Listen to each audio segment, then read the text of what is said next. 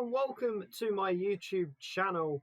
This is FM22 and I have what I think is a reasonably new-ish idea for, as you can see, FM22. I kind of enjoy in a weird way, and yes, this is weird. I like just simming through seasons sometimes and then either starting up a save or just seeing what the game does. So I thought I would take that into an actual idea and bring some people along who decide they like this kind of thing. Bring those people along with me by putting it into a YouTube video. So the plan is to simulate through Premier League seasons with regular stop-off points. So probably not every month, but every sort of 2 months, and then simming through the transfer windows, seeing what happens in those as well.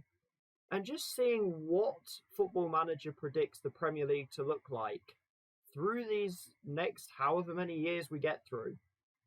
So the first big thing to point out is you can see that we're on the 5th of August 2022. Now that's because I thought I would simulate the first season just straight through and just get to a kind of brand new Premier League season rather than being in one that we're in currently. This save is being done using the very recent winter update that came out on FM, though I did also turn off the first transfer window. So any transfers that were done in real life in January are in the game. However, sides couldn't make any transfers in the summer, so I think that makes up for it. They could make other transfers in January. Some teams did, maybe some didn't, but I've had a very, very brief look through. Haven't seen too much of what's happened. So it's all going to be pretty fresh to me, and that's kind of the plan, is just to sim through a bit and then immediately record, talk through what I find, and we're just going to see what happens within the save. So from the quick first season simulation, I'm not going to take too long on this. You can see Manchester City win the Premier League. They retain their title. They've gone back-to-back. 3 points over Manchester United, who have a very good season, as they are still in the hunt for another title. It would be their first since Sir Alex Ferguson. Chelsea in third, Liverpool fourth, rounding out the Champions League spots. Arsenal up in fifth, but not really close to Liverpool. The probable two surprises, Southampton getting Europa League in sixth, Newcastle getting Europa Conference League in seventh, meaning Spurs get no European football at all. But Spurs, Villa, Everton, Leicester is ridiculously close, 53 and 52 points. The other key note, Watford, Brentford and Norwich, the sides to go down, so we will not be seeing them for at least the first season of this simulation, where we actually go kind of months by months. The only other quick note I want to add on is Golden Boot, Golden Glove and most assists. Golden Boot was won by Romelu Lukaku of Chelsea with 22 goals on the season, and then Wout Weghorst and Dominic Calvert-Lewin ended up getting 19 each for Burnley and Everton respectively. Assists-wise was actually a tie between Manchester City's Kevin De Bruyne and Leeds United's Matthias Klick. Leeds finishing down in 12th, Klick racking up 14 assists on the season. Extremely impressive. And then the Golden Glove was won by Ederson for Manchester City in their title-winning season. He kept 17 clean sheets. Alisson was second with 15. And Emi Martinez for Aston Villa was actually third with 14. He also topped most Player of the Match awards with, I think, 12. I didn't make a note of that, but I remember it being very high. And so now we're going to take a look at the Premier League as it stands going into the 2022-23 season. As mentioned, Watford, Brentford and Norwich going down. So who are the sides replacing them? Who have come up? Well, the Championship title winners, 95 points, won the title 10 points ahead of second place, was Sheffield United, who actually have Paul Heckingbottom in charge from the start based on the winter update. They pretty much walked the title, had a nice easy time. In second place, as mentioned, 10 points behind Sheffield United, were Blackburn Rovers. They make a return to the Premier League for the first time in 10 years, led by Tony Mowbray. And the final one is a really surprising one. I don't really know how this has happened, but Millwall are in the Premier League for the first time in the team's history. It's their first time in the top flight of English football since 1990. But Gary Rowett able to get them into the playoff places in 5th. They took out West Brom 2-1 on aggregate in the semi-finals, and then they beat Fulham at Wembley in the playoff final 3-1 to get into the Premier League. They become the 51st new side to ever play in the Premier League since its inception in 1992. And then since we're still in August, I'm not really going to look at transfers yet. I'll do that when we get to the end of August, which will be the first stop-off point. But I am just going to do a quick little jot down on managers in the league. So Mikel Arteta is still in charge of Arsenal. Steven Gerrard remains in charge of Aston Villa after a pretty good 9th place finish last season. Graham Potter remains in charge of Brighton despite them only staying up by 3 points. Sean Dyche still in charge of Burnley because, well, it's Sean Dyche and Burnley. Chelsea's where the first big change happens. Thomas Tuchel was not sacked. He just decided to leave Chelsea. You'll find out where he's gone in a second because he's gone to a Premier League rival. But it does mean that Chelsea are looking for a manager. At the moment, it appears that they've offered Massimo Allegri the job, the current Juventus manager. Patrick Vieira remains in charge at Crystal Palace, heading into his 2nd season with the club. Frank Lampard's still in charge of Everton, so when we get Everton versus Villa, we get Lampard versus Gerrard, as we do in real life. The first confirmed change comes at Leeds United after, on New Year's Day, Marcelo Bielsa decided to leave Leeds United for a fellow Premier League team. He's still in charge of them, so we will get to that one. They went and made the move to appoint Alfred Schroeder, a Dutch manager who is the Club Brugge manager, IRL. I think it looks like a really good appointment. I think he could well take Leeds on to a pretty good future. The first actual managerial casualty that we come across is Brendan Rodgers at Leicester. He was sacked on the 28th of December and was replaced by Paulo Fonseca, the Portuguese boss, who was previously in charge of Roma before he was replaced by Jose Mourinho. Jurgen Klopp remains in charge of Liverpool as they still seek a way to topple Manchester City after back-to-back titles for the citizens. And speaking of Manchester City, Pep Guardiola remains in charge of them as they seek a 3rd Premier League title in a row. And this is where we find the big managerial change that has rocked Chelsea, really. Ralf Rangnick did indeed step away from Manchester United. He's actually just decided to not stay at the club. He's just a director of football in the game at this point. But Manchester United able to hire Thomas Tuchel, one of Ralf Rangnick's pupils pretty much, comes in at United as Rangnick's replacement, leaving Chelsea in the dust. I will actually say as well, Chelsea won the FA Cup, Champions League. They also won the Charity Shield for this season. They beat Manchester City in the final 1-0. It was a Kai Havertz goal in that game. So Tuchel won an awful lot. They also won the Champions League again. Chelsea are back-to-back Champions League winners.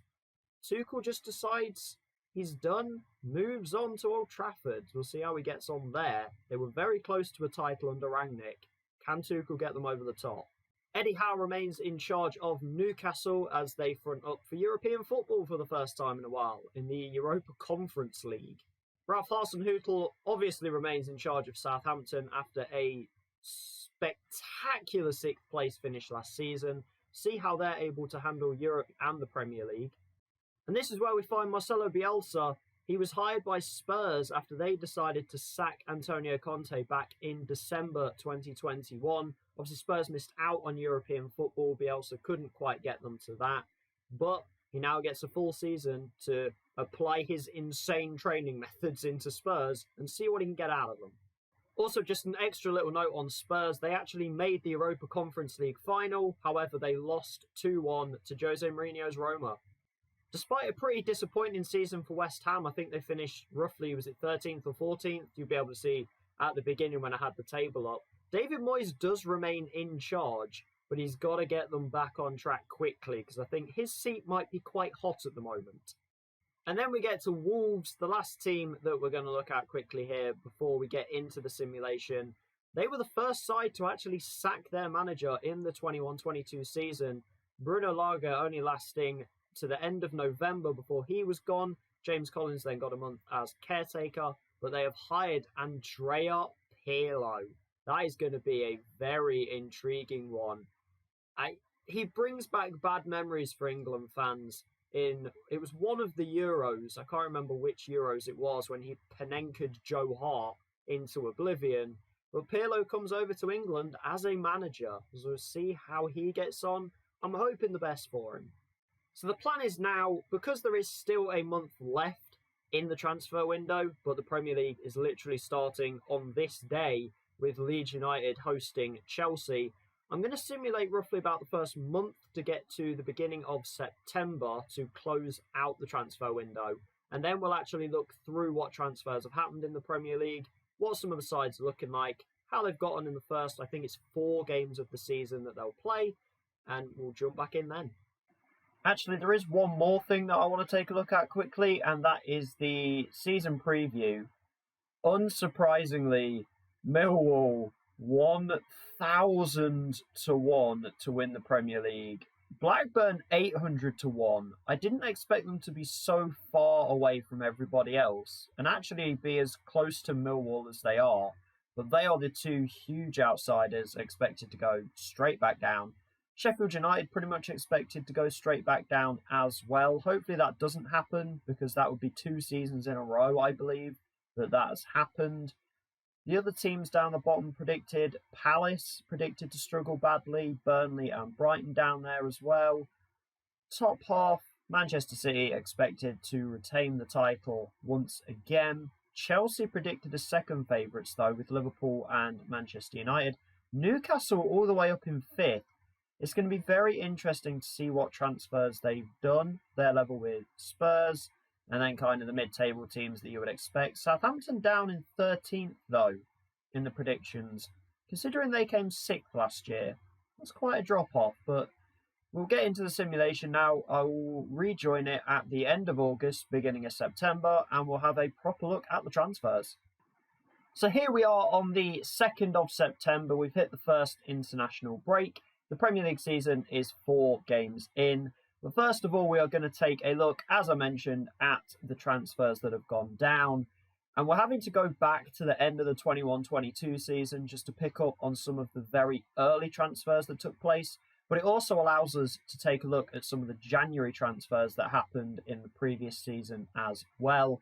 And you can see the very top one, and it's a very big one, Erling Haaland. Almost as soon as the window opened, just slightly after it, Manchester City complete the signing of the Norwegian striker for a potentially £140 million. Having just gone back-to-back titles, maybe one of the only things you could say about Manchester City is that they didn't really have an out-and-out striker. Well, they've basically got the best one in the game for potentially the next 10 plus seasons. So I am starting to realise that Man City might be near unbeatable in this save. They are just looking insane. Next biggest transfer was actually Ilham Melier, which is quite interesting, to Arsenal, which is a slightly confusing one because you've got Aaron Ramsdale and Bernd Leno there. They decide that they don't want to work with either of them, and they're going to give the starting role to Melier. Yves Bissouma was actually a transfer in January. He was the biggest January transfer last season, going from Brighton to Newcastle for just upwards of £50 million. Bissouma, a very good player, but £50 million? I mean, he is only 26. He's literally just turned 26. Like I said, good player, 50 million worth of good player? I don't know. Guido Rodriguez going to Manchester United. That was early in the summer transfer window. He's from Real Betis. We'll have a quick hover over on him. Just looks like a very, very solid defensive midfielder. I say solid. He is literally elite. I don't know why I said solid. Breezing through some of these other ones, we've got Otavio. Darwin Nunez moved in this window. He's gone to Spurs for just under £40 million. Only 23 years old. Looks like he could well be Harry Kane's replacement, maybe, if they don't hang on to him. As far as I'm aware at the moment, they've hung on to Harry Kane. Might have to look into that. Gonzalo Inacio is a player I'm not too familiar on. He's just turned 21, has played 6 times for Manchester City since his transfer back in January, actually. Don't know too much about him. Leicester's biggest transfer was, well, before we got to the 25th of June when the game flips over to the next season, was for Charles de Ketelier. Ketelier? I have no idea how to say his name. I have seen him before in FM saves. He has played every game so far. No goals, though. Biggest player to leave the Premier League was actually on the 1st of February, Ilkay Gundogan, moving to PSG from Manchester City. So they got a tiny bit weaker in midfield. We'll see if they, well, I suppose, I was about to say, we'll see if they pick up another midfielder. I guess Otavio was it, who they actually got before Gundogan left. I guess his signing kind of opened the door for Gundogan to leave. Ismail Assar's now an Everton player. If we look at, we've got some more January transfers in here. Mitrovic went to Burnley in January for 16.5 million. Is he still there? He is. 6 goals in 15 games so far for Mitrovic. Not a bad return. Jesse Lingard has gone to Aston Villa. Dominic Livakovic to Newcastle. That transfer seems to happen all the time. As does Gabriel Barbosa to Newcastle. That one happens a lot. Leeds United fans, you've got a couple signings. You've got Christian Thorstvedt from Genk, and you've also got Sebastian Szymanski from Dynamo Moscow. So many Newcastle signings in January, by the way. They really went for it. Bremer, Diarasqueta, Dudu, all from Brazil. Bremer wasn't from Brazil, but he is Brazilian. There's a theme here. If we scroll down a little bit, Adam Hlozek is in the Premier League. He's, the young Czech striker. That will be a nice move in the future. Andre Horta for Brighton fans, as well as Kelvin as well. Angel Correa's at Man United. But if we move over to the more recent transfers, we've got the biggest move being Thomas Soucek back in June, moving from West Ham to, you guessed it, Newcastle for £61 million. And Soucek is 27. He's actually younger than I thought he was. He's played in 2 of the games so far, but he is dangerous on set pieces. So that's going to be really helpful for Newcastle. Chelsea splashing out £51 million on Alexis Selemakers.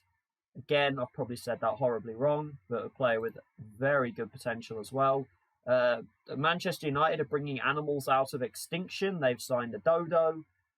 I haven't heard of him. I think he's a regular in FM, so sorry about that. This is a big one, and it's only £46.5 million. Ansu Fati joins Liverpool, just 19 years old, has not actually played a game yet, came in on the 14th of August. That is interesting. That was almost so cheap. That's really not a lot for Ansu Fati. Duvan Zapata's now a Premier League striker. He's coming from Atalanta at age 31. Arsenal trying to find their new striker. I'm going to have a look who the player... Oh, wow. So Newcastle obviously signed Chris Wood in real life, and Villa signed Luca Digne in real life, or Dean in real life. And then in the summer of this game, in 2022, they've actually done a swap where Luca Digne has gone to Newcastle and Chris Wood's gone to Aston Villa. Although Newcastle have had to put £36.5 million on top of that as well. Manchester United going reasonably young with their signings, to be fair. Noni Madueke, 20-year-old English winger from PSV, has actually played 3 times. I'm surprised he's gone straight into the team, but that's good to see. Wan-Bissaka is the highest transfer fee out of the league. He goes to Borussia Dortmund. Idrissa Gueye's been brought into Manchester City. Sheffield United's biggest signing, Christian Fasnacht, for £18 million, a Swiss winger. And they also spent £13.5 million on Fulham's Harry Wilson. So they're going for it a little bit. Ryan Kent's joined Wolves. Alex Oxlade-Chamberlain has left the league. Hakeem Ziyech going to Roma for less than £20 million. That is an interesting move. Leeds with a late move in the window for Vitinha. Divock Origi's left the Prem. Tanguy Nianzou enters the Prem with Manchester City. There has been a lot of transfers. Adnan Januzaj is back in the Premier League with Crystal Palace for just under £15 million. That's a nice little transfer. Axel Swanzeeby's gone. Jamal Lewis has moved to Villa. There's been a few little Villa-Newcastle transfers. Lindelof's gone. Sheffield United again, another player signing there. 11.75 million potential, and Sidi Peck in that move as well for Han-Noah Masengo. We find Blackburn's biggest move. That's for Sergi Canos, £9.75 million. Who else has gone? Ake's gone. Guendouzi's gone. Leicester signing Maxi Woba from RB Salzburg, a defender, 24 years old. They also signed Wilmar Barrios from Zenit, actually, as well, 28-year-old Colombian. A lot of South American players is what I'm seeing here. Everton getting Rasmus Christensen from RB Salzburg, a Danish right-back. Emerson's left the league. Marcus Edwards is back in England. He's with West Ham. Matt Doherty's gone to Ajax. Just trying to see if Millwall appear at any point on this list. Where is Millwall? Have Millwall signed anybody? There they are. £3.3 million is their biggest transfer outlay. And that's on Agustin Canobio, a 23-year-old Uruguayan winger who doesn't really look Premier League standard, but has played all 4 games so far for Millwall. The one signing that won't show up here, because it was actually a free transfer, you may have noticed it when we did the season preview, he was in the predicted team of the season. Kylian Mbappe is in the Premier League, and he is with Chelsea on a free transfer. This is the first time I've ever seen him go to Chelsea. So this is going to be a very interesting career path for him. Already 2 goals in 4 games for Mbappe. But now we'll go and actually take a proper look at the Premier League and see how the table looks after 4 games. One thing I will quickly clarify actually before showing the table is Chelsea did indeed hire Massimo Allegri. He is the new man in charge. He's come over from Juventus, which completed the managerial slots in the Premier League. But now, to actually show how the table looks. And, well, it's very tight at the top between 6 teams. One of them being Paulo Fonseca's Leicester City. 4 games in, 3 wins that have come over Everton, Sheffield United and Newcastle. Just the 1 defeat to Southampton, which is actually Southampton's only win of the season. They are struggling. We'll have a look at their schedule because they will have their Europa League group drawn as well. I will kind of keep in the loop of how the Champions League and Europa League and Europa Conference League are looking. And I may well have brief looks at other countries' leagues. I have a few others loaded like France, Germany, Italy, Spain. I think I have Scotland and then the likes of Portugal and Holland. But to have a proper look at Southampton's start, they have played Manchester United and Tottenham, who are tied at the top of the league. However, they did lose 3-2 to Crystal Palace. Pedro got 2 for Southampton. Adnan Januzaj, we did mention him previously, he opened the scoring. And then Odsonne Edouard double, 1 from the penalty spot. We'll have a look at what they've drawn in the Europa League. They've got Celtic, PAOK, and CSKA Sofia apparently on the same day. Now, I don't know how that's going to work out, but that doesn't make any sense. I don't think they're going to play PAOK and CSKA Sofia on the same day. Has anyone seen that one before? I think it must be because we're going to get that break after the 12th of November. until Boxing Day, where the World Cup's going on.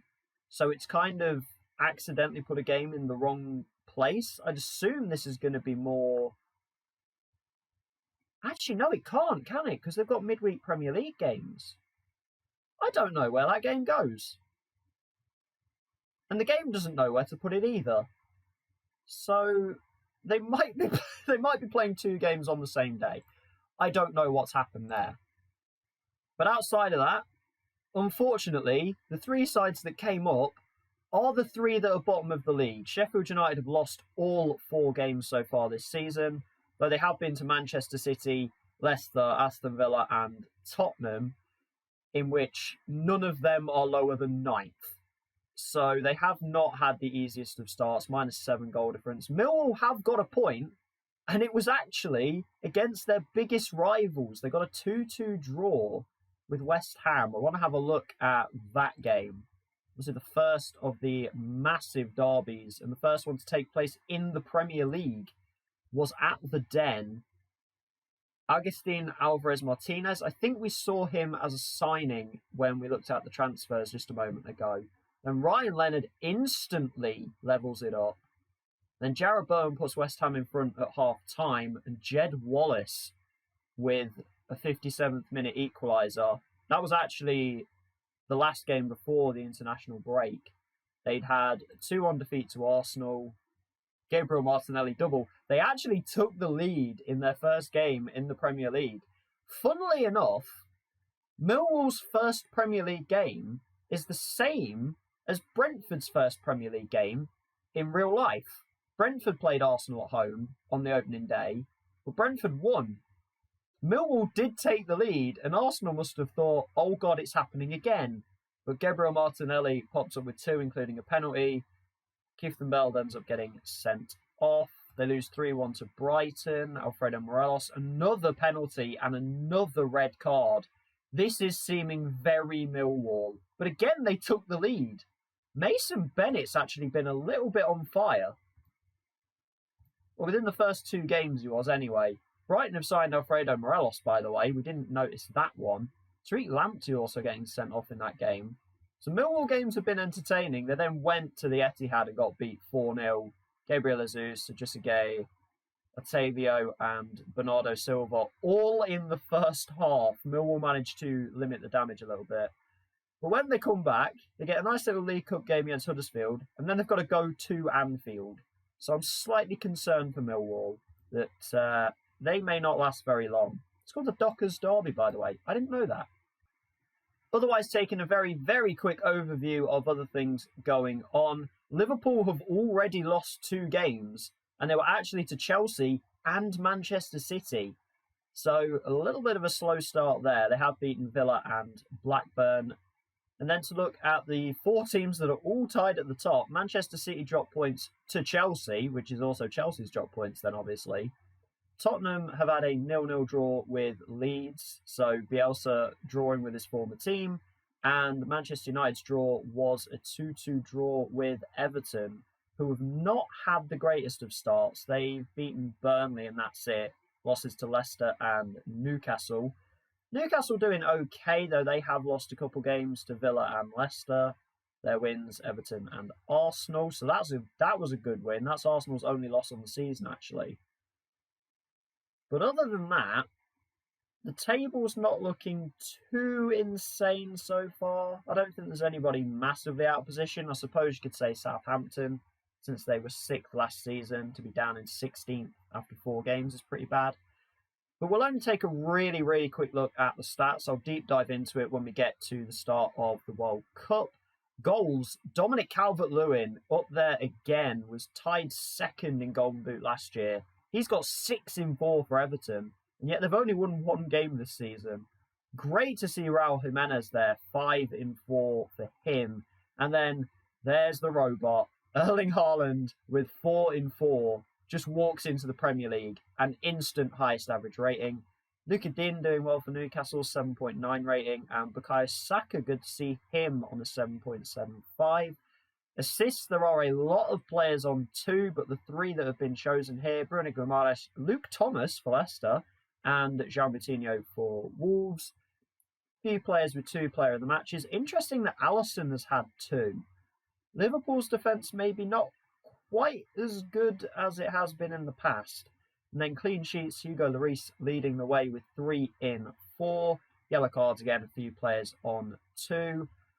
Just a brief overlook on injuries as well. Brighton, the most injured team in the league so far, though they have 4 points. Burnley, Millwall seem to have had 5 the whole time. It just seems to be consistent. And Sheffield United as well, suffering 5 injuries in the first 4 games of the season. On the lucky end of the injury table, Crystal Palace, Leicester, Newcastle and Southampton currently injury-free. But that's how the first 4 games and the transfer window have panned out. We're going to jump forward now to the international break. So we're going to get to the start of the World Cup. We're going to have a look how the league looks, how many games will have been played by that point, and we'll take a proper dive into the players' stats at that point.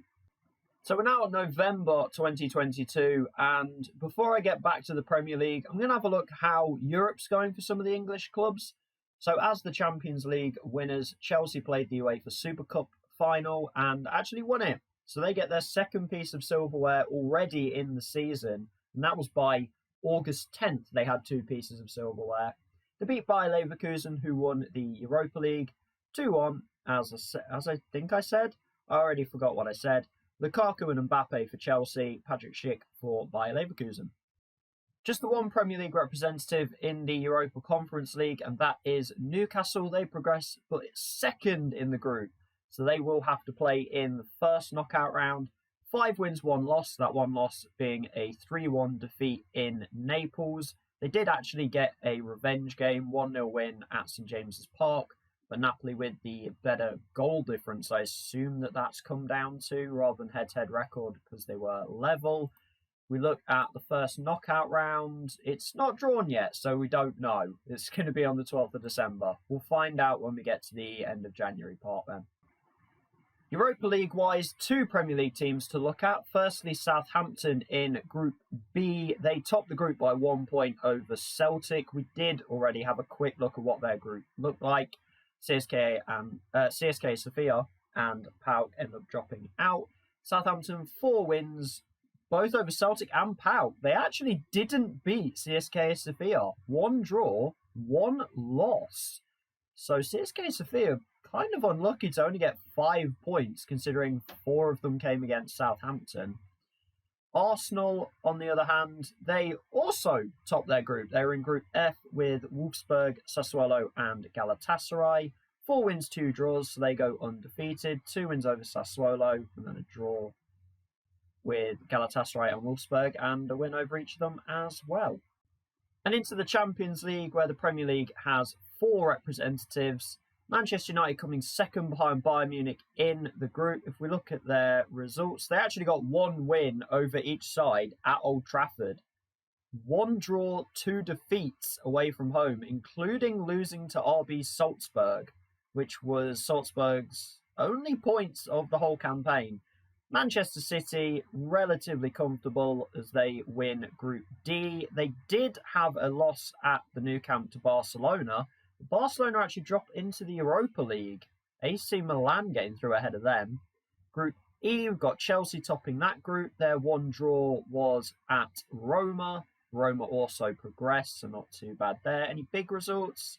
A 3-0 and a 4-0 over CFR Cluj, but they did well to even make the Champions League, to be fair. And Liverpool topping Group H. There was a loss. It was at Inter Milan. The English teams really did not like going to Italy, apparently, though Inter Milan also did get through. Any big results? Just a lot of 2-0s. Both 2-0 against Monaco, both 2-0 against Ajax, and a 1-0 win at home over Inter. So every Premier League team advances from their group in their European competition. And now we can get back into the Premier League, as we're going to take a quick look at managerial changes so far. There have been 2 sackings. Tony Mowbray sacked by Blackburn on the 8th of October. He has just recently been replaced by ex-Blackburn striker Benny McCarthy, who's come over from Amazulu FC. He does look a decent manager. He's got very good motivating and very good people management, which the game sees as the biggest important stats. But to bring in an ex-Blackburn player is quite fun, so hopefully he can do well. Also, David Moyes, sacked a while ago actually. Stuart Pearce is still the caretaker right now.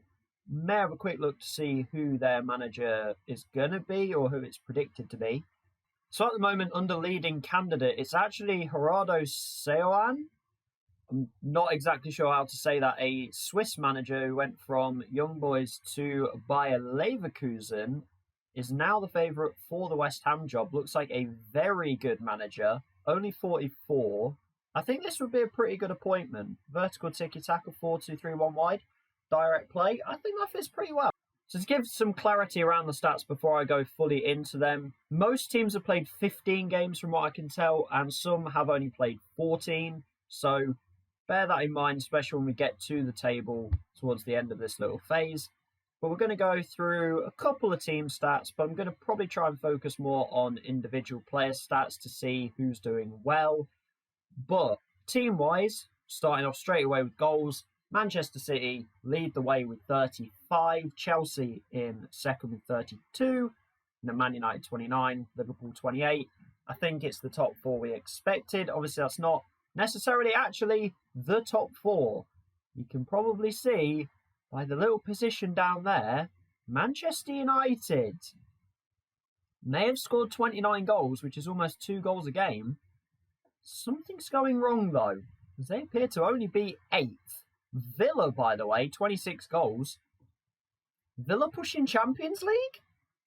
In fact, I might as well just show the table, to be honest, because I didn't 100% realise the position was there. This is how the Premier League looks right now.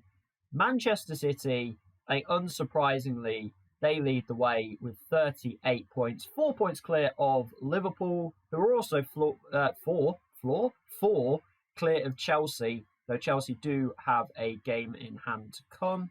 If we look at drop points, Man City's only loss on the season is to Spurs. Spurs in 4th. They've had a couple of draws with Aston Villa and Chelsea. I think the main talking point right now has got to be Aston Villa. Steven Gerrard got them playing some magical stuff up there in goals. And 5th in general. Brilliant season for them. We'll take a better look at them probably at some point. And then if we look down the wrong end of the table, 15 games in, and Millwall still haven't won a game yet. Are they going to win a Premier League game this season? Please let them win at least one. They have had 5 draws. They had a 2-2 draw with Spurs, which is reasonably impressive. A draw at St James's Park as well, actually. That's pretty good, considering Newcastle are sick. But any heavy defeats? I mean, the 4-0s at the Etihad and at Anfield, a couple 3-0 defeats. Ooh, 4-0 loss at Selhurst Park. That is really not a good one.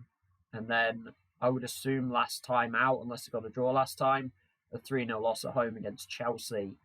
Minus 27 goal difference. I can see why Blackburn sacked their manager. I really had hopes for Blackburn. I thought they would do quite well, or at least survive. They've won once, and that was at home against a heavily struggling Leeds side. Potentially the biggest surprise, and I'm still going to call it a surprise, considering they were 6th last season. I've said that multiple times. Southampton are in the relegation zone, though they do have a game in hand, and last time out they did beat Wolves 3-0. So hopefully they are on the turnaround. Ralph Hasenhüttl is still in charge. He is under a lot of pressure though. So we may see Hasenhüttl gone by the time we get to the end of January. Brighton are just being Brighton. It feels like this is where they're going to be for a while. West Ham, yeah. Moyes being fired is not surprising. Down in 15th again. This is even worse than last season. Palace hanging on. Wolves are kind of top of the bottom. And then Everton are kind of bottom of the top because they're only 5 points off Arsenal in 7th. Manchester United, though, down in 8th. The Tuchel effect has not taken hold yet. So after that, big distraction. We'll get back to a couple more of the team stats. I'm just going to look at XG. And there's a bit of a surprise, really, because Arsenal top expected goals for by over 4 goals. Their expected is 32.6. If we go back to how many they've actually scored, they've only scored 24. So Arsenal, apparently, according to this, should be doing a lot better than they are. They're really not converting the chances they're getting. If we look down the bottom, it's not actually Millwall, but it is Blackburn. Didn't talk about Sheffield United, though, by the way. They're up in 10th. They are genuine European contenders right now. They're doing what they did in their first season back in the Premier League about, that'd be 3 or 4 seasons ago by this point. They're doing what they did then and are actually up there competing. I think Newcastle, only 13th in expected goals with 18.65, yet they're 6th in the league. This is potentially Man United's problem. They've scored a lot of goals, but their XG is not there at all. Only 19.1, and they've actually scored 29. They're going 10 over their XG right now. That is massive, because if they were not taking their chances, imagine where they would be in the league. And then we look at it the other way, looking at expected goals against. Millwall, almost 30 in 15 games. When you're giving up an XG of nearly 2 a game, you're really not going to do too well. Blackburn in a very similar situation. Though Sheffield United actually 3rd in that, yet they are 10th in the league. So maybe they're getting a little bit lucky right now, because they're 3rd in expected XG against. And then XG4, they're also 18th, which is basically the equivalent of 3rd. So I think Sheffield United might be riding the luck train right now. We'll see how long that lasts for, but it's almost gone half a season. So maybe they're in for a very lucky time. Also, Newcastle, I said they seemed a little bit lucky. They're 6th in expected goals against, and yet they are 6th. And Arsenal as well. Arsenal's games must be incredibly entertaining, because they're creating an insane amount of chances, but they're also giving up. They're not quite middle of the pack. They're slightly wrong end of the pack. They're giving up a lot of chances. So I think they're the games to be watching this season, or Arsenal's matches. Might have a look to see if they've had any crazy results. So here is Arsenal's schedule, and there aren't really any wild results. There's a 3-2 defeat to Leeds, which is quite a bad one, though Kieran Tierney was sent off inside 12 minutes, so that kind of skews that one a little bit. But for all the XG they've had, and for all the XG they've given up, not really any high scoring games. I did want to look at Sheffield United just because they are 10th, but I'm not exactly sure how they're 10th. We knew that they were bottom of the league with 0 points after their first 4 games of the season. Well, after that, they went on one heck of a run from, the 10th of September to the 5th of November, so almost 2 whole months. Only losing 1 game. That was a home game to Wolves. And they almost won that one. They were 1-0 up with 10 minutes to go before Connor Cody and Morgan Gibbs-White, who I believe is on loan at Sheffield United in real life. He is. He was on loan at Sheffield United last season, and he goes and scores an 89th minute winner against them in the following season. That one stung, but they then bounced back to record 5 straight wins, including a home win over Manchester United, where again, early goals, that seems to be Sheffield United's thing. Early goals, Ben Osborne and Haris Seferovic getting those ones. 1-0 win over Southampton, Ryan Brewster. 2-1 away at Everton, that is a very good result. Early goals again, they even conceded an early goal. Sheffield United's games, if you miss the first 20 minutes, you've missed everything. Though they have come back down to earth a little bit in the final 2 games, including a 2-0 loss away at Burnley. What a strike force this is, by the way. Mitrovic and Weghorst. How do you stop that front two? Anything in the air and you're in trouble. So now, having looked at some of the team stats and also the table, we'll jump into player stats. And Odsonne Edouard leads the way in the goal scorer charts with 9. It's not that many, 9 in 15, but it's not too bad. Vitinha up here was a Leeds signing in the summer. He's got 8 in just 12. Haaland 8 in 15, so he is having a little bit of an adjustment period. We knew he got 4 in 4, so he has slowed down a little bit. As has Calvert-Lewin, he had 6 in 4. He's only scored 2 in his last 11. And Mo Salah also on 8 in 15. Looking down the rest of the list, Kai Havertz, Wout Weghorst with 7 in 13. Ronaldo still going well at 37 years old. He's got 7 as well. Lukaku, Kane, Jimenez has slowed down. He had 5 in 4. He's only got 2 in his last 11 as well as Calvert-Lewin. And Bruno Fernandes with 7. Ansu Fati with 6 in 10. I said that was a pretty good move. He was under £50 million, right? He's got 6 in 10. That is very impressive, off of 14 shots as well, so he's converting well. Callum Wilson's here because when isn't Callum Wilson in a top scorers chart in Football Manager? He's got 6 in 11, Martinelli 6 in 14, and Mbappe only 6 in 14. So he's not going insane. He's being fairly controlled so far, as is Haaland. They're behaving themselves. Foden with 6, Dele Alli with 6 in, 15. And Bernardo Silva there as well. Duvan Zapata with 5. I'm sure there's a few more players with 5. Let's see if we can find assists. Where is assists? There it is. Kevin De Bruyne leads the way once again. He got 14 last season, which was tied top. He's got 8 so far this season, which is 3 clear of a bunch of players, including an Arsenal Christian Eriksen. Spurs fans, how do you feel about that one? Christian Eriksen playing for Arsenal. Ooh, that's interesting. Joelinton, by the way, with 4 assists, playing for Everton. Good to see Joelinton getting on better than he has previously. But Kevin De Bruyne basically just blowing everybody out the water right now in assists. Average minutes per goal actually led by Adam Hlozek. He has 3 goals in 6 substitute appearances. That's pretty impressive, actually. Hopefully he comes on to do some really good stuff in this save. Preferably in the Premier League so we can see it happen. But Harry Kane is still here, so he is limited to bench appearances, though, as you can see, is still doing well.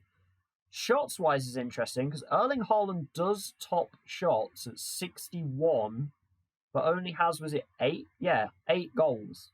So he's being a little bit limited. He's not converting too many chances so far. Mo Salah with 57, Weghorst 53, Lukaku and Mbappe equally sharing out the shots there at Chelsea. They're both starting games, which is good. They're working together. It's 48 shots each, and was it about 6 goals each, I think? Something around there. I can have a look. I can literally check. Mbappe with 6, Lukaku with 7. So, again, they're doing okay. I just like the headers won stat. Kurt Zuma leads the way because he just heads everything in this game. We won't mention other things. Jake Cooper in second does not surprise me. That man is huge. Yannick Vestergaard in third. He's moved to Burnley from Leicester, where Wes Fofana is also tied with him. And Virgil van Dijk fifth. So, unsurprisingly, the tall centre-backs here. Maguire down in 11th. One of the tallest centre-backs in the league. Okay, then. 57 players have played every single game at 15. Some may well have played every game at 14 as well. One little added note to make. Odsonne Edouard does top the charts with 9 goals. 4 of them are penalties. So maybe take that into account a little bit when looking at his golden boot.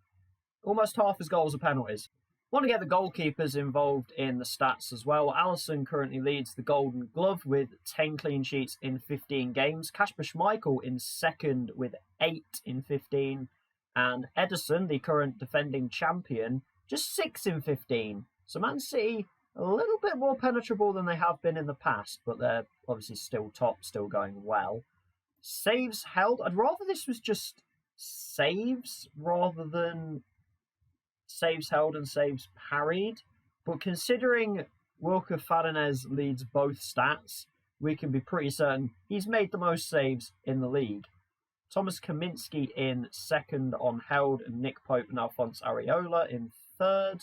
If we look at saves parried, that's where Bartosz Białkowski comes in. Białkowski, I'm not 100% sure how to say it. Vicente Gaeta, Alisson, and Dominik Livakovic appearing in there as well. Conceded per 90. David De Gea, 1.88 goals per 90. I'm not sure what this is being sorted by at the moment, by the way. Because De Gea is so far clear in that stat, but we've got like 1.63 down here. So I don't know what this is being sorted by. I might need help here. What is this being sorted by? Also a note to take on this, De Gea has only made 6 appearances. Andre Onana has actually taken 10 starts. Though he was subbed in one of them for De Gea, so I don't know what happened there. Might have to do a little bit of digging here. Why was Onana subbed off? So I found the game where the change happened. It was second game of the season, actually, a 2-2 draw at home against Everton. Onana got a slight knock, so De Gea came on. Honestly, that's one of De Gea's better ratings. He's been absolutely awful this season when he's played. I think he's been in goal more recently. You can see here the 2-1 win over Burnley. Still only got a 6.1. Mitrovic scored early on. He was in goal against Leicester, actually a 6.9. That is by far his best rating. 5.8 in a 3-1 loss at Villa Park. De Gea is a shambles right now. 6.5 in that 2-1 loss to Sheffield United that we mentioned earlier. He's been a shambles. Maybe another good stat to look at as well is key passes, just because not every player is going to get an assist off every good pass they play. Mo Salah leads that. Potentially something good for Millwall fans. Agustin Canobio, 32 created chances in 15 games. He's doing quite well. It's just the other players are not helping him. Kulusevski up here as well for Spurs. De Bruyne is actually only 4th in key passes, tied with Phil Foden, but is massively ahead in assists.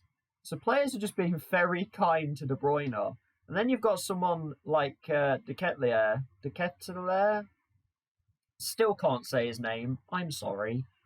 He's got 14 games, 25 key passes, absolutely 0 assists. This man needs someone to score a goal off his pass. We're getting Player of the Match awards as well. Alisson again up there in Player of the Match awards. I think he was second or third behind Emi Martinez last season. Goalkeepers are getting much better ratings, seemingly, in this year's game, which is nice to see.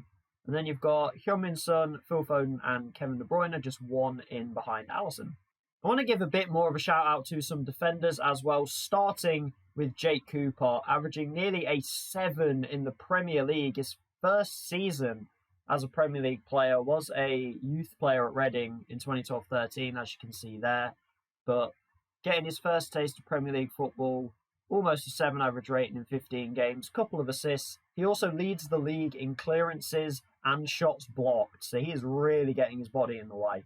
We're getting to tackles won as well, and Reece Norrington-Davis for Sheffield United tied with Luca Dean.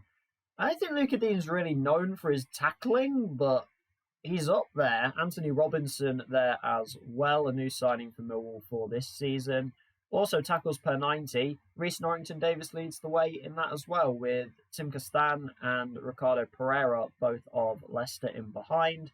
Interceptions is normally a good stat as well, and Emerson Royale is way ahead on 67, Luka Dean there again on 53. He's having a really good defensive season, which is interesting.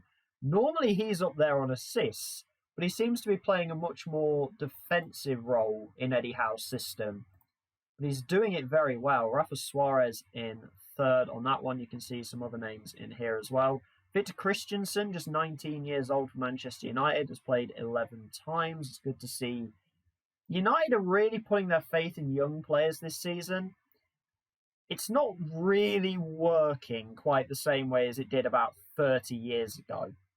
And so I have chatted on for quite a while in this sort of November break section. We have got the World Cup coming up, so when I come back, it's going to be the end of the January transfer window, the beginning of February. We'll take a very, very brief look at the World Cup, but I'm not going to get caught up on it. And we'll have a look at the European draws as well. We'll then get back into how the Premier League's run over the Christmas period and through January as well. So now here we are on the 2nd of February. We've got through the World Cup. We've got through the January window. As I mentioned, we're going to look at the World Cup first. And you can see FM loves an England World Cup win. 3-0 win over Holland in the World Cup final. We'll have a quick look. How did it go? Tammy Abraham in the 9th minute. Tammy Abraham in the 22nd. And Tammy Abraham in the 47th minute of the first half. It was 3-0 by half-time. Abraham, World Cup hat-trick. I mean, he's joined Jeff Hurst there. Jeff Hurst and Tammy Abraham, the only men with World Cup hat-tricks. Third place game, Argentina beats Italy. No one really cares about this game. Lautaro Martinez gets the goal. Holland beat Italy 3-2. England just rampant, apparently. A 3-0 win over Argentina as well. That is ridiculous. I have gone a little bit too far to see the statistics of the last World Cup. It has ticked over to the new one. Can we go back and see it? No, we can't. I did wonder if we could go back and see it, but not possible. Getting back to Europe, and we've had the draws for the first knockout rounds within Europa Conference League, Europa League, and the Champions League. Europa League we don't need to look at because Southampton and Arsenal both topped their groups, so they won't come in till the second round. However, Newcastle coming second in their group means they do have a first knockout round tie in the Europa Conference League, and they actually play CSKA Sofia, who were the team that Southampton couldn't beat in their group. So that is going to be a very interesting fixture because they've dropped down from the Europa League and they get drawn against Newcastle. If they prove to be a bogey team for Newcastle as well, that is going to be very strange. And we can skip straight to the Champions League as mentioned. Liverpool drawn to play Atletico Madrid. Chelsea will play RB Leipzig. Manchester United get PSG in the last 16. How original. And Manchester City will actually face Real Madrid. So there are some really big games in here. 2 England v Spain fixtures. We'll see how far the Premier League sides get in the Champions League. I mean, they normally make like the semi-finals at least. So hopes are high, I guess. But back to what is going to be the bread and butter of this simulation. The Premier League. We'll have a quick look at January transfers that have gone down. Well, one stands out. It's the biggest transfer of the entire season, including the summer. Manchester City splash out £68 million on 20-year-old Spanish winger Yeremy Pino. Has not played yet because he's only been at the club for 2 days. That would explain a lot. He looks incredible. As if Manchester City needed more firepower, they went and got it. I think Man City might become just incredibly dominant. I was hoping we wouldn't just get one team destroying everybody this whole save. It might happen. Next biggest January transfer was Ricardo Horta going from Braga to Spurs. Slightly older winger at 28, but is a good player. Max Aarons gets a big move. gets his move from Championship Norwich at the moment, heads off to Chelsea. I'm interested to see how much Max Aarons plays, considering, Reece James is still there, I'm pretty sure. I'm slightly worried that Max Aarons is not going to play a whole lot. N'Golo Kante's leaving. He's going to PSG. I just wanted to look who the right back is. It is indeed Reece James. And I mean, fullback-wise, I guess he's signed as a backup? I can't even find him. Where is he? Baba Rahman is still here for reasons. Am I blind? Have I gone blind? I'm blind. I can't find him. Hang on. Where's he gone? He's in the under-23s. They've just spent £25 million to put Max Aarons in the under-23s. Sometimes I do not understand this game. Any other transfers? Matvey Safonov, Russian goalkeeper, will join Spurs for £18 million. Potential Hugo Lloris replacement there. Sieving through, João Enrique going to Leeds. So Leeds are not backing off. Despite struggling, they are going to try and save themselves. I haven't looked at how the table is after January. So they may well be safe at this point. I don't know. Lucas Moura is the biggest move out of the Premier League in January. He's gone to Benfica. And they did sign Ricardo Horta, so that kind of makes sense. Other than that, any other January moves? Lloyd Kelly moves to Southampton. Oh, this is a fun one. Yusuf Demir is in the Premier League, but it's with Aston Villa. We know they were doing very, very, very well. If they can keep that going, and they can keep making signings like this, Villa could become a powerhouse in this save. There is a possibility that Villa could become very good. Spurs get Hussein Aouar. That's a very good signing. For just over 10 million as well. That's a really good move. Hans Hatterborn has... I didn't know Hans Hatterborn was in the Premier League. He's left the Prem now. He's gone back to Italy, but with AC Milan. Didn't even know he was here. That's my bad. Hamza Chowdhury leaves the Premier League. He's off to Dortmund. That's a good move for him. I don't know how he's got that one, but credit to him. Tosin Adarabioyo is into the Prem. Southampton are trying to save themselves. Pedro was a summer transfer. We've seen them a couple times now already. Tosin Adarabioyo comes in. They are trying a rescue mission. Mason Holgate has left. He's gone to Fulham, so we might see him. Fulham normally end up in the Prem at some point, so we'll probably see him around. George Baldock off to Norwich. We'll probably see him around. And probably last one.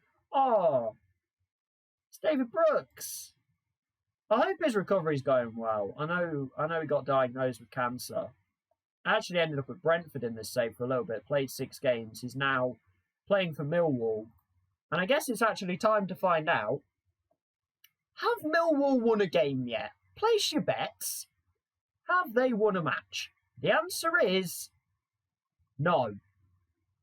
21 games in, and Millwall have still not won a Premier League game. They have got 2 more draws, 1-1 at home with Leicester and 1-1 away at Southampton.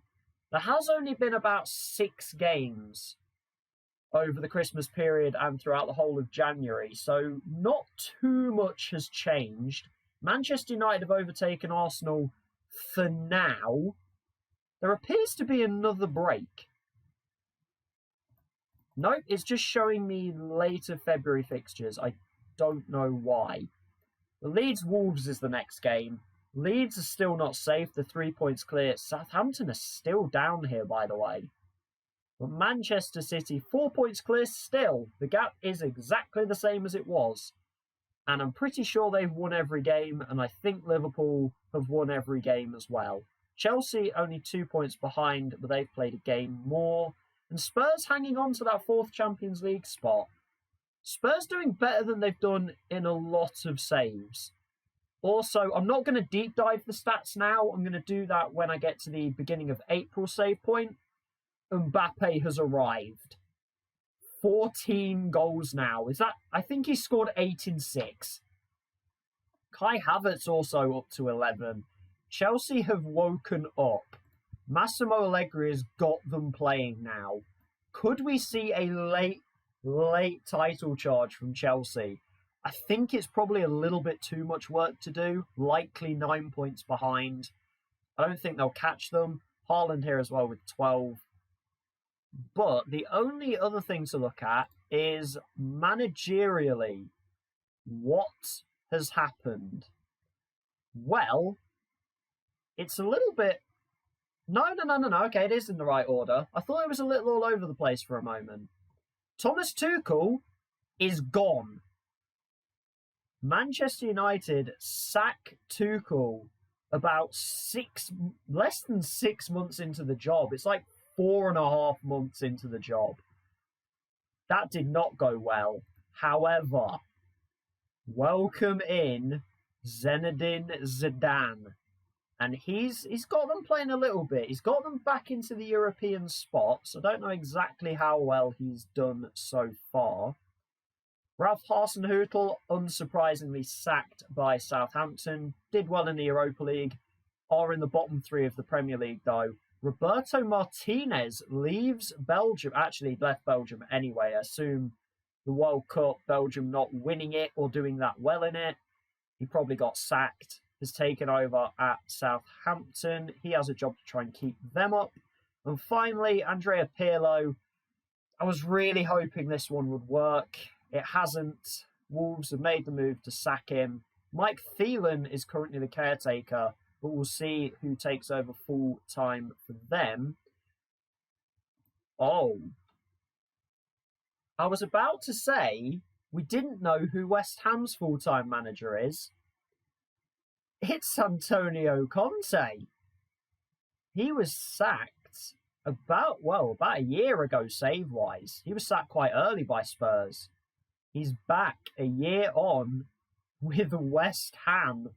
Talk about rubbing it in. He's now managed Chelsea, Spurs, and West Ham. He's just working his way around London, apparently. Hopefully he has a better time with West Ham. Now knowing that, so now knowing the managerial changes, if we look at the table again, Wolves are not doing horrendously, but like I said, they're kind of top of the middle. Because Everton have a game in hand. Sheffield United are still going well in 11th. I think Leicester have slipped back a little bit. I feel like they were doing a lot better. They've gone a little bit backwards. Villa are still hanging on in there in 6th now. Newcastle have played a game more, but are approaching the top 4 a little bit. But that'll do for this section. We're going to come back at the beginning of April. So we should have a decent amount more fixtures gone, and we'll have a real idea of how the run-in is going to look, and who is looking safe, who's looking down, Millwall. And we'll deep dive into the stats more again as well then. So now we are at the 4th of April. We are getting right towards the back end of the season. Thought I'd check in again just quickly with European football. Newcastle, as you can see at the bottom here, did manage to just about overcome CSK Sofia, but out they went in the next round to Athletic Bilbao. Europa League-wise for Southampton and Arsenal, Southampton managed to sneak a 1-0 aggregate win over Sporting Lisbon. However, they go on to play Barcelona in the quarterfinals, who actually knocked out Arsenal 1-0 as well. It's very low-scoring fixtures. In fact, just very low scoring throughout. Sevilla, Ajax, and Feyenoord Metz kind of saved it a little bit. Really low scoring.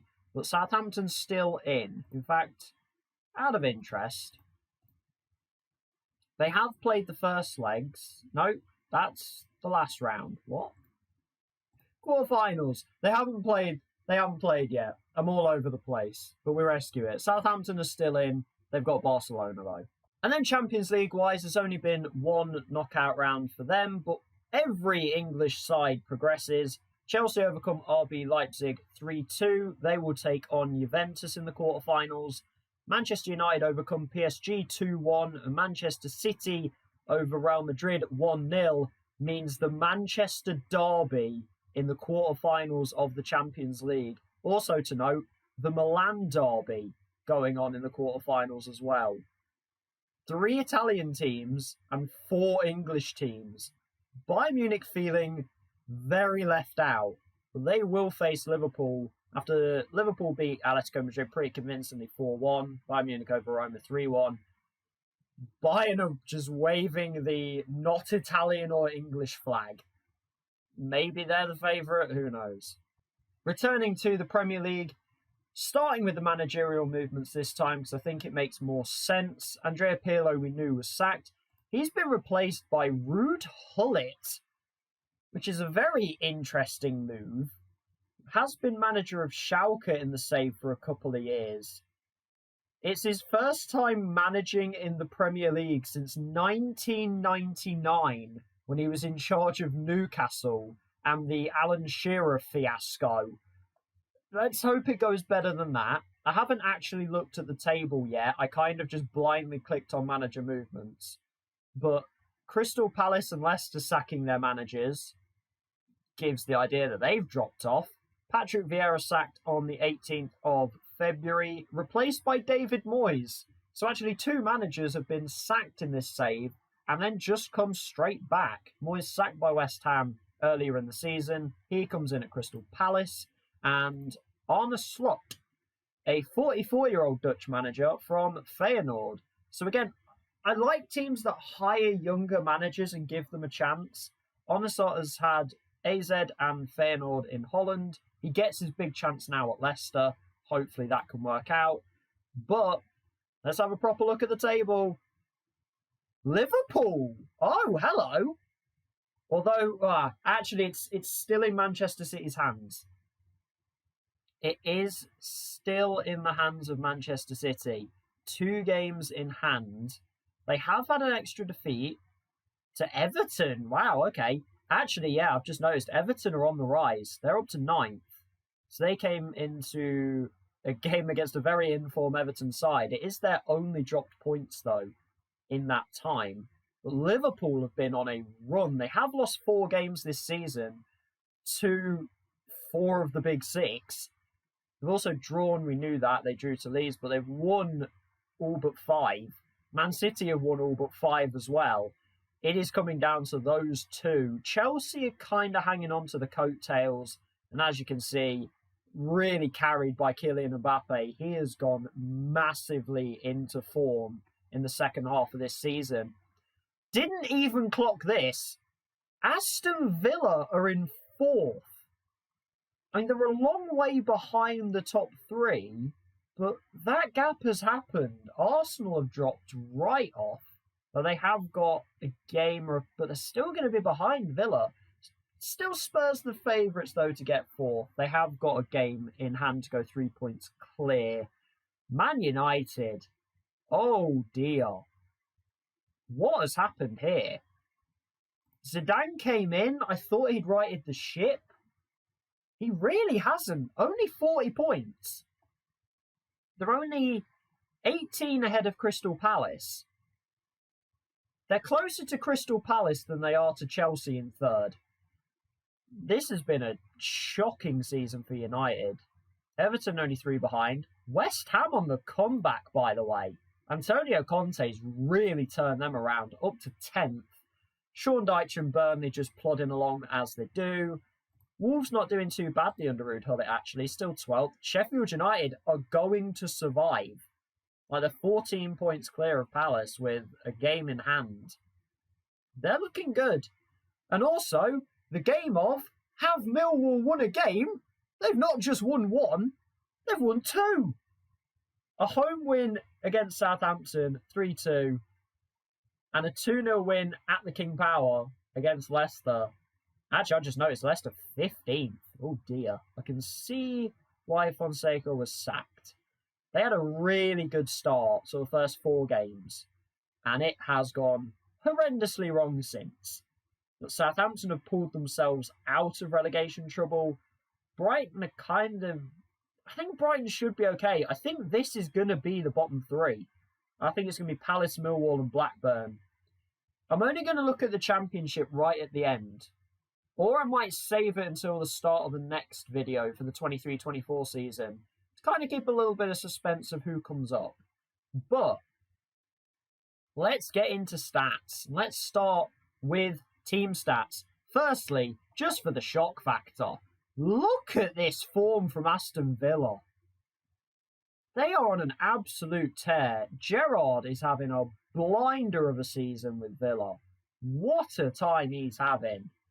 Let's have a look at some of the stats we have looked at previously. This is just form. So let's get into this. Goals. Chelsea have flown ahead, mostly thanks to Kylian Mbappe.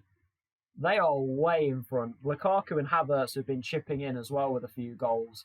Man City 9 behind, Liverpool, and then Newcastle, Villa, Spurs. Down the bottom, Blackburn with just 18 goals in 28 games.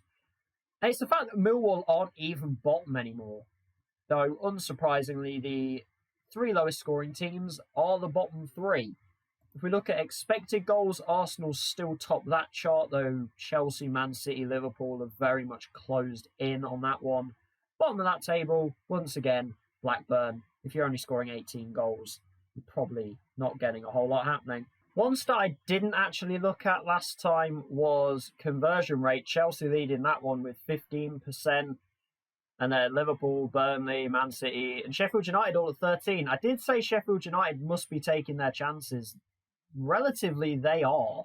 36 goals on 272 shots, with 41% of those being on target. Looks like Sheffield United are going to hang around, so at least we get one team staying up for the first time in this save. We look at conceded, Liverpool. I think I said something about Liverpool's defence maybe not being as good as we thought when Alisson was getting man of the match performances. I think I lied. I think they probably have the best defence in the league. Man City with 24 conceded. This is why Villa are doing so well as well. It's not just them scoring. They're keeping them out as well. As basic as that sounds, that's how you do well.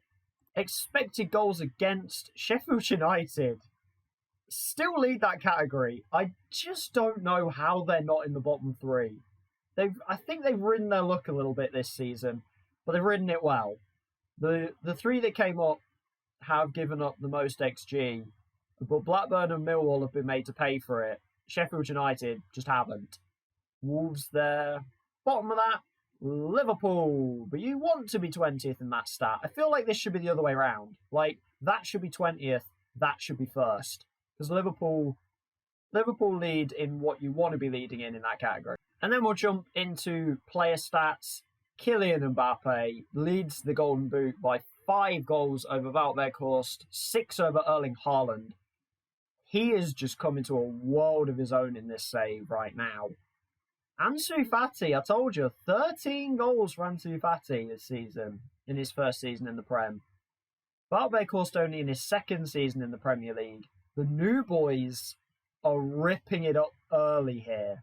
Something else I didn't actually look at before is expected goals per player. Wout Weghorst actually leads that one at 14, and he has 15, so he's on pretty good track. Kylian Mbappe, actually only 13, has 20. So my word, is he ever taking his chances.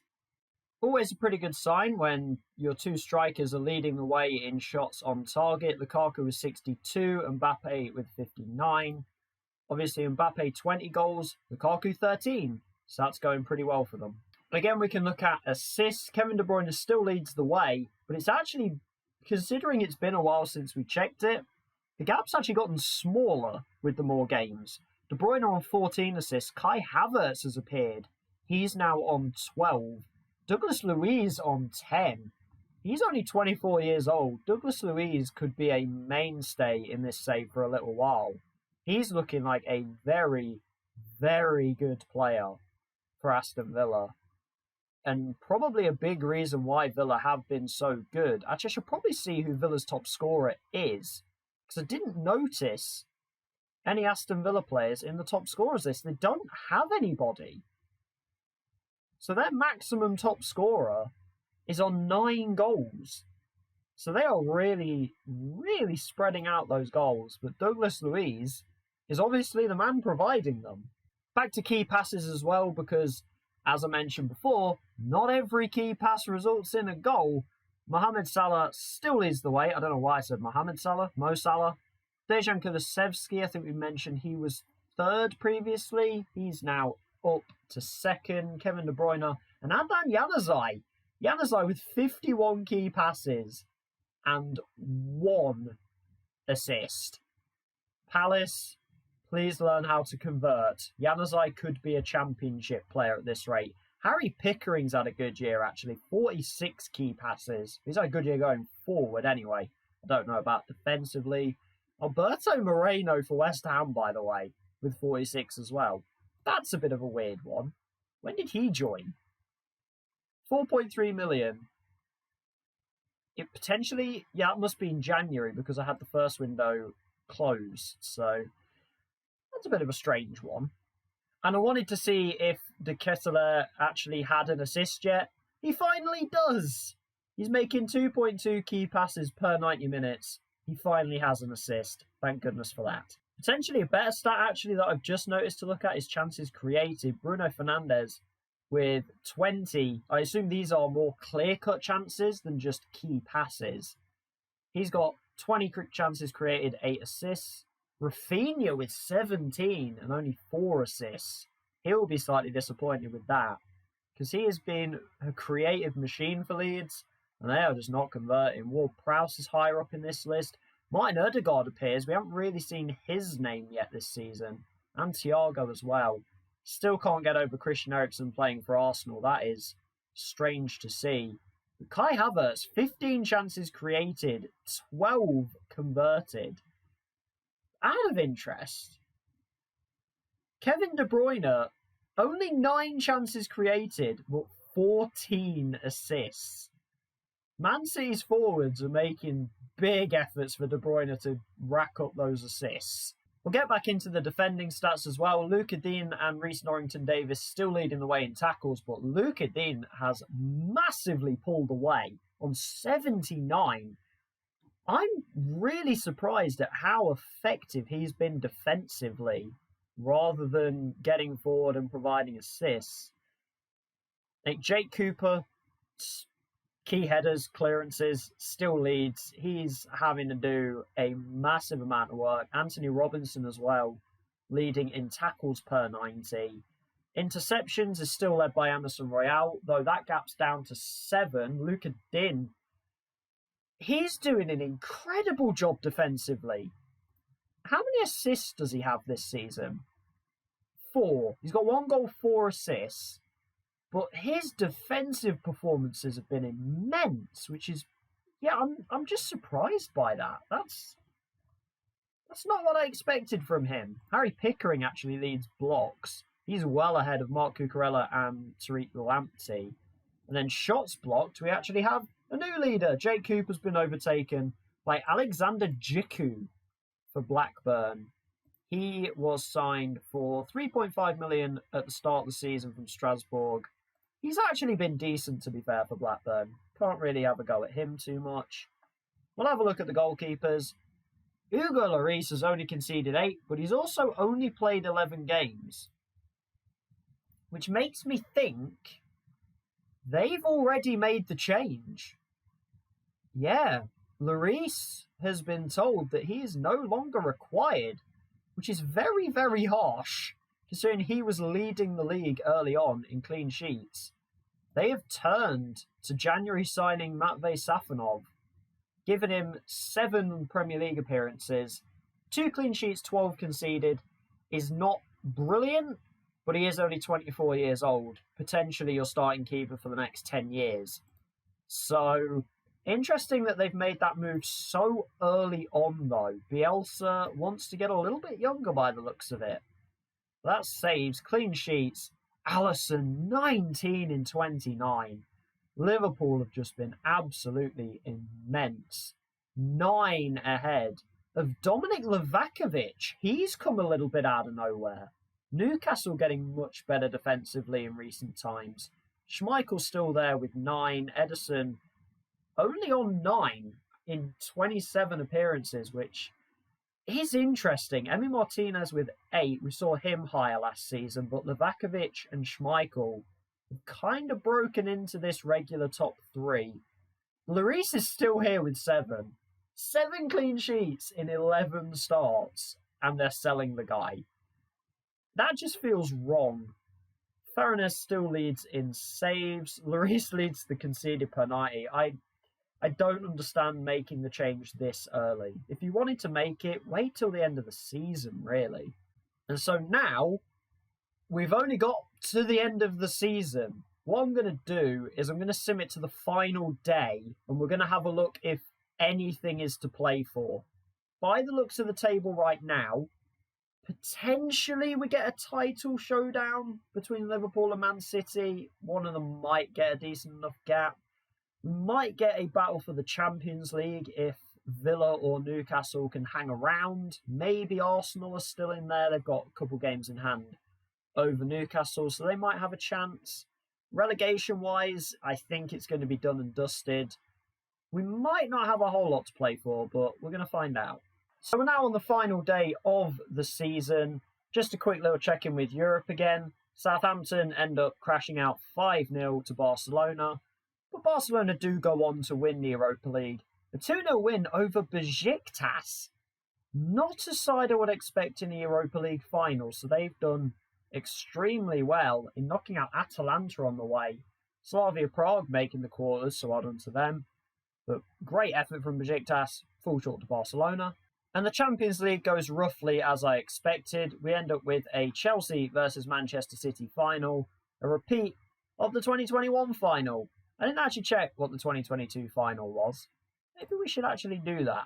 Let's have a look, because Chelsea won the Champions League last year. They're going for 3 in a row.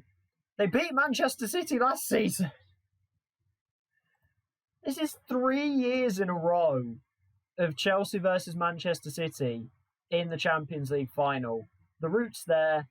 Chelsea with a very nail-biting 5-4 win over Juventus and then a 5-2 over Inter Milan. So plenty of Italian opposition for Allegri, overcoming his old club there. And Manchester City overcoming Manchester United in the quarterfinals. Obviously, United have had a pretty shocking season from what we've seen so far. And then just sneaking past Bayern Munich 3-2 after Bayern actually knocked out Liverpool. So it's not been all the English clubs' way, but it's been pretty much all their way. And then we get to the final day of the Premier League season, and there is actually a lot more to play for than I expected. The title has come down to the final game of the season, but Manchester City are in the driver's seat. Liverpool actually in a good position because they are away at Millwall, so they go to the Den. Millwall are already down. They have added a couple more wins, though. A 2-0 win at Ewood Park and a 2-0 win at home against Leeds. That will have gone down very well. But only 4 wins on the season. Doesn't look like they're going to get a 5th, hosting Liverpool on the final day, with Liverpool going for a title. Manchester City go to Southampton, who could still go down. So Southampton have got something to play for, and that can be dangerous. Man City obviously have a lot to play for as well, but when you're playing a side that has something to play for, all of a sudden they become that little bit more tricky to beat. Looking at the other battles going on in the Premier League, big battle for top 4. Coming between 3 teams that maybe are a little bit unexpected. I think Arsenal, you can probably predict, could at least be around there.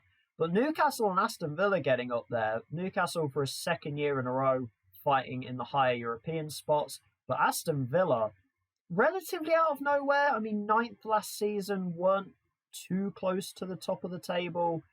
But they are right in there this year, battling for Champions League. Arsenal, where are they? They host Blackburn. So it's really the driver's seat for Arsenal. Newcastle would have to pull off a massive win. And they're at Old Trafford. So as bad as United have been this season, that feels unlikely. Aston Villa actually host Tottenham, who are 7th. Technically, with a 4-goal or more win, Spurs could get European football, which would be... That would be Europa Conference, wouldn't it? Because West Ham have qualified for Europe, which if you know the English leagues, that means they've won one of the cups. They've won the FA Cup. I did have a quick look because I noticed the UEL next to their name a moment ago before I started actually recording this little bit.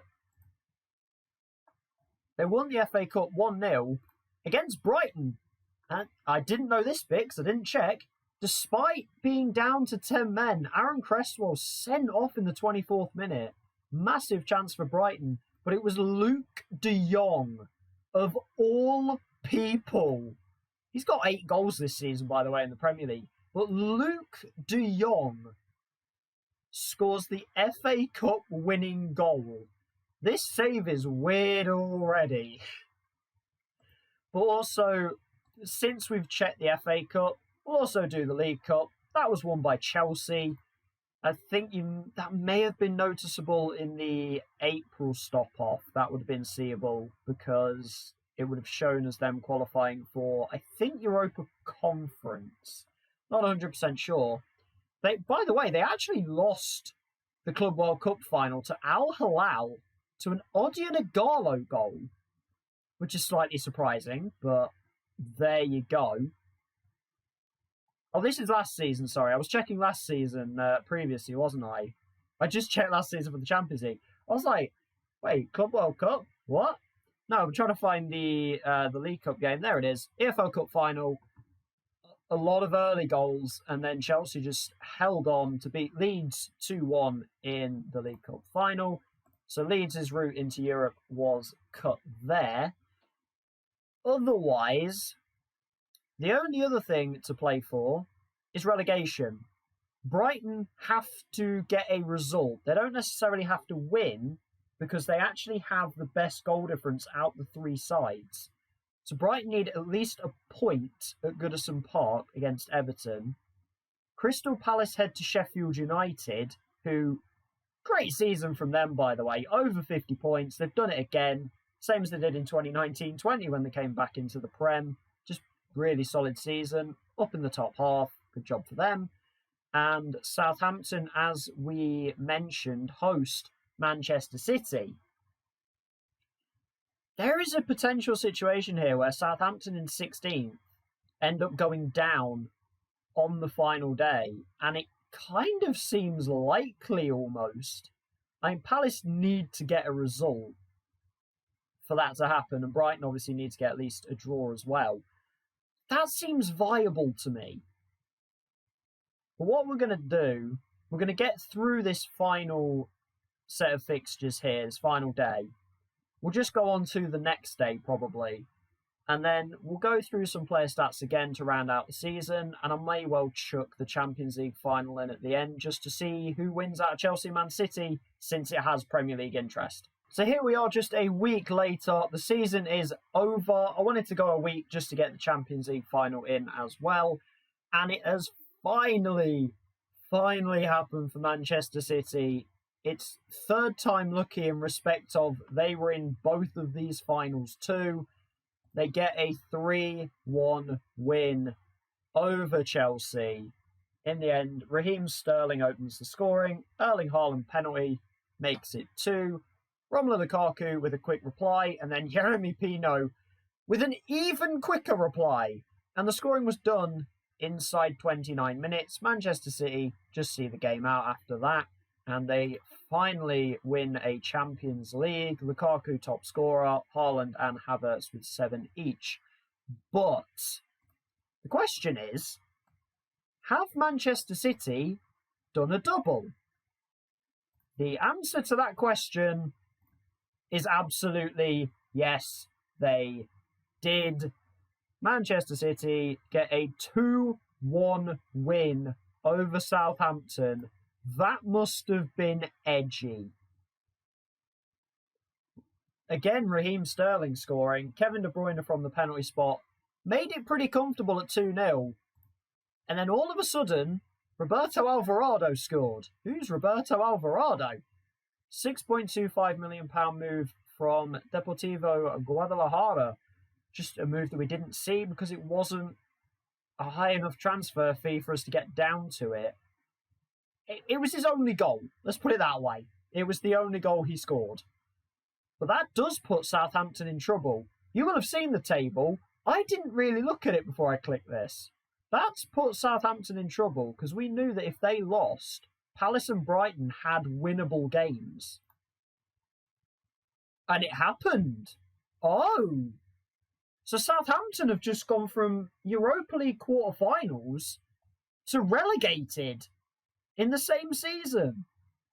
Southampton are gone. That means Brighton and Palace both won. Palace got a 3-2 win over Sheffield United. Again, a dramatic game there. Elise and Eze. Then Seferovic pulled one back. Zaha gave them a 3-1 lead. Eze got hurt. And then David McGoldrick made it really close at the end.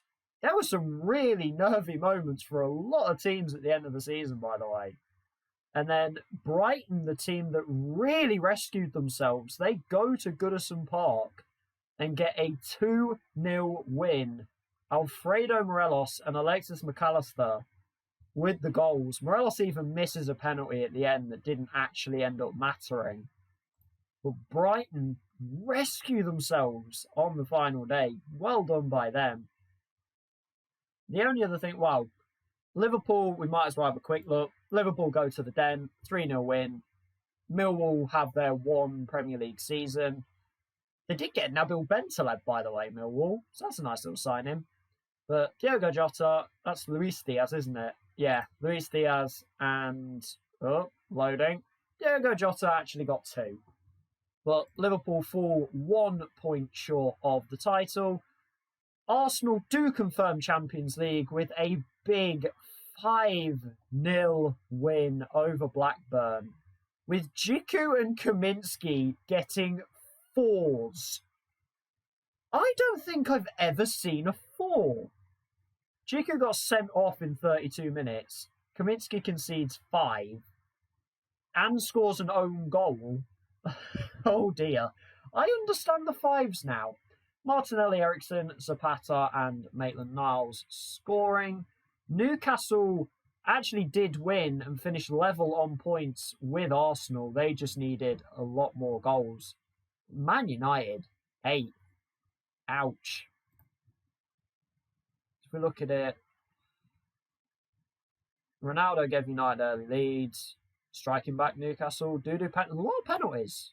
Just a whole lot of penalties. Leeds beat West Ham. Burnley, Leicester draw. What was the other result I was looking for? Spurs and Villa, that's it. Spurs actually beat Villa, but not by enough. It had to be a 4-goal swing. It's only a 1-goal swing. Son and Davinson Sanchez. Is that Davinson Sanchez? With a late winner. Coming from off the bench. Bit of a weird one. Ollie Watkins with Villa's goal. But Villa qualify for the Europa Conference League. So it'd be interesting to see how they get on there. West Ham obviously make Europa League through winning the FA Cup. Other than that, we can check. We'll check manager movements again. Nothing happening there. So we can move straight on to team stats. If you look at how teams ended up form-wise, Crystal Palace, what a rescue job that was. 12 points from the final 15 available. David Moyes, relegation survival expert, comes in and saves Palace late on. We look towards goals. Chelsea with the most goals at 95. Expected goals, still Arsenal at the top of that by the end. Millwall end up bottom and bottom in general.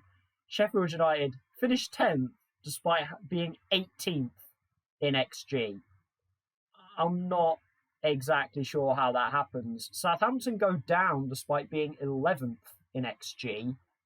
Again, not completely sure how that happens. I know XG is not the Bible. It's not the be-all, end-all of where you end in a season. but it normally gives a reasonable account. I mean, Leicester were 9th and finished 15th, so definitely is not the be-all, end-all. Conceded, Liverpool just 26 goals conceded, and they still don't win the title. I think Liverpool are starting to wonder what they've got to do to break this Manchester City monopoly right now, especially with the signings that Manchester City are making. How do you get past that? Villa's defence, only 43 goals conceded. That's tied with Chelsea and Leicester. Leicester just couldn't score, seemingly. Tied third least conceded, just not scoring goals. Expected goals against, Sheffield United still topped that, which just impresses me that they didn't finish lower than they did. How they finished 10th, I do not know. Clean sheets, Liverpool topped that with 21. Leicester and Manchester City behind there on 12. Leicester's attack really letting them down. The defence and Kasper and goal have played really, really well. And it has not happened otherwise. And then we can get into player detail stats. Kylian Mbappe takes the Golden Boot in the Premier League in his first season, bagging 25. Val Weghorst pops in with 21 to get second, and Duvan Zapata and Vitinha tie for third with 18. Some other names, Odsonne Edouard was up there early on. He ends with 15. Erling Haaland with 15 in his first Premier League season, though he actually only plays 31 games compared to Mbappe's 37, Weghorst 36. Zapata only played 31 as well and got 18, so maybe not quite the excuse Haaland was looking for. Calvert-Lewin slows down, he ends on 15. Jimenez as well, he's slowed down, ends on 15. Ansu Fati, I think, is going to be one of the best signings in this save. For less than £50 million, he bags 14 in his first season. Ronaldo, maybe considering retirement, he bags 12. Doesn't say he's retiring, it says he's happy to see out the remainder of his career at United. He has one more year left. So this may well be, or next season rather, may well be Ronaldo's final season in the save. Ryan Brewster bags 12 for Sheffield United. Seferovic bags 14. That's why they did well. Two forwards popping in the goals. Harry Kane just 12. Don't know who Umar Sadiq is. Who is Umar Sadiq? £4 million transfer from Almeria in January 2022. Pops up with 12 goals in 32 games. That's actually pretty good. Mo Salah with 13. So some big names sort of lower down. Even Timo Werner gets 13. So it's good to see him starting to actually score goals in the Premier League. Considering Lukaku 16 and where's Kai Havertz gone? I just saw Havertz and I've lost him. Where's Havertz?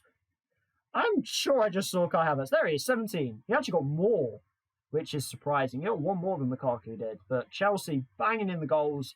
Just couldn't quite keep pace with Liverpool or Man City. Expected goals, Weghorst leads the way with 17, as well as Kylian Mbappe, but Mbappe just taking his chances slightly better. We head into assists. Kevin De Bruyne ended up opening up that gap again. He tops the assist by himself this time. No click to keep up with him this time. In fact, I don't even know if Click is in the Premier League. He's not in the top 20, so he didn't get 7. Is Mateus Click... I'm interested now. Did Mateus Click even stay in the Premier League? He had that... Yeah, he's still there. How did he do? 14 assists last year. 4 this year. That was a heck of a one-off season, wasn't it, really? Where did that come from? Havertz second in that. Is Kai Havertz potentially player of the year? I mean, 17 goals, 14 assists. That's a pretty special season from Kai Havertz. And Mbappe's going to be up there for 25 goals, but 25 isn't mind-boggling. I think he will get to mind-boggling numbers at some point, but I think Havertz has got to be there for player of the year. Bruno Fernandes actually brought himself up. We saw that he was creating a lot of chances. So it's good to see that United started taking some of them towards the end of the season. He gets 13 assists. Ruben Neves and Harry Wilson on 12 each. So Harry Wilson playing a massive part in that Sheffield United team. Douglas Luiz actually didn't add any more assists in the last, 8 or 9 games of the season. He stayed on 10, which is a bit odd. Rasmus Christensen. We did see that he signed. Yeah, we did get down to that one. He bags 10 assists from right back in his first season in the Premier League. Pretty impressive. Ericsson with 9. That's really nice to see. With Guido Rodriguez and Mo Salah on 9 as well. We'll get back into the key passes stat as well. Kevin De Bruyne with 68. Kulusevski and Salah tying for second on 66. And Adnan Januzaj getting 61 key passes. Welcome back to the Premier League. Adnan Januzaj plays every single game and started all but one. Bruno Fernandes 59. Foden Odegaard and Kylian Mbappe getting in on key passes as well. Not only did he bag 25 goals, but he got 57 key passes and 8 assists. Somehow, Chelsea only came third, but I think they've got the 2 best players in the Premier League. Chances created, so the actual gilt-edged chances. Again, Bruno Fernandes does end up topping that with 24. Christian Eriksen actually gets 20. So, 31 years old. Through what he went through, great effort, Christian Eriksen. Still questionable that he's playing for Arsenal, but there we go. Rafinha, Sancho, and Havertz with 19. It's the first time we mentioned Jadon Sancho, actually. So hopefully he's coming in a little bit. He's probably going to be a bit miffed that they're not in Europe. Apparently Real Madrid want him. So we might be seeing the back of Jadon Sancho already. That would be a little bit sad when he's only 23. De Bruyne, again, only creating 15 chances and getting 18 assists. Man City really helping this man out. Luis Travers does well. He creates 15 chances and only gets 1 assist. Did anyone get no assists? No. Good. That's just not very nice. He tried. Tackles 1 crown goes to Luca Dean. Tariq Lamptey actually flew up that chart, ended up only 3 behind, and we had Ben Chilwell and Ole Aina on 78 each, but we do say, obviously, goodbye to Blackburn, Millwall and Southampton for next season. We look at key tackles. Joachim Anderson leads the way with 14 key tackles ahead of Takahiro Tomiyasu and Sebastian Vegas. Victor Christensen in there. I actually want to have a proper look at Victor Christensen. Obviously came to Manchester United only 19 years of age, now 20. Had a reasonably decent season, playing 32 of the 38 games, with 30 of them being starts. 3 assists, almost a 7 average rating. A down season for Man United, but I think they might be prepping for the future and building a squad that can compete in 2 or 3 years' time. At least that's the hope for United fans, because it's not working right now. If we look at interceptions made, Emerson Royale did not give up his crown in that one. Rasmus Christensen in second and Luca Dean in third. Mark Cucurella kept the lead in blocks. Jake Cooper kept his lead in clearances. Sean Hutchinson coming second in that one. Just proving how much defending Millwall had to do this season. Alexander Jiku ends up retaining the shots blocked lead to the end of the season. Jake Cooper again up there and John Egan up there as well. Mark Cucurella very aggressive. Top blocks, topped fouls. Good job. We get a little skewed stat in goals conceded because Wolves had 2 goalkeepers play over 13 games because they physically split them 19 and 19. Though apparently Sportiello came on 5 times as a substitute. So I don't really know what's been going on there. Freddie Woodman also got 16 games, so he's in here conceding 27. Slightly skewed stats in here. So the real leader is Alisson at 25 conceded in 38 games. Clean sheets, Alisson absolutely walks the Golden Glove. 22 clean sheets. Edison actually does get up into second with 13. And Kasper Schmeichel ends up in third place with 11. Edouard Mendy got a little bit higher. He got 10. Livakovic stayed on 10. He didn't actually keep another one. in the last few games of the season. Pope and Areola up there on 9 each, so they did well for their teams. And Sportiello with 8. I don't know if those substitute appearances slightly skew that stat. Might need information on that one. It may skew it. I don't exactly know. Farinez still led saves held, but Fraser Forster actually ended up top on saves parried. However, Southampton go down, so we'll see if Forster gets picked up by anybody in the Premier League. And then just for a random stat at the end of the season, some goalkeepers that saved penalties through the season. Jordan Pickford with an incredible save record. He saved 4 penalties through the season out of 8 that he faced. Bartosz Białkowski, Wilka Farinez, and Gurkan Shakir saving 2 each, but Shakir actually saving 2 of 3. So he had the best penalty save percentage. And then, who is Ainsley Pears, by the way? He ended up playing 6 Premier League games. He saved a penalty. That's a great effort for someone considered as an emergency backup goalkeeper. He actually saves a penalty in the Premier League. Thomas Kaminski saved 1 too. So Blackburn, the only team with 2 goalkeepers to save a penalty.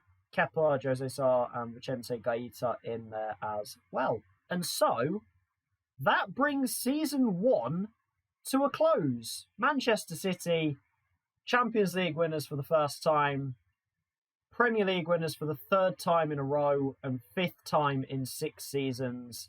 Liverpool come close, but just can't quite topple Pep Guardiola. We've got a whole summer to get through, and then we will be back with the 2023-24 season.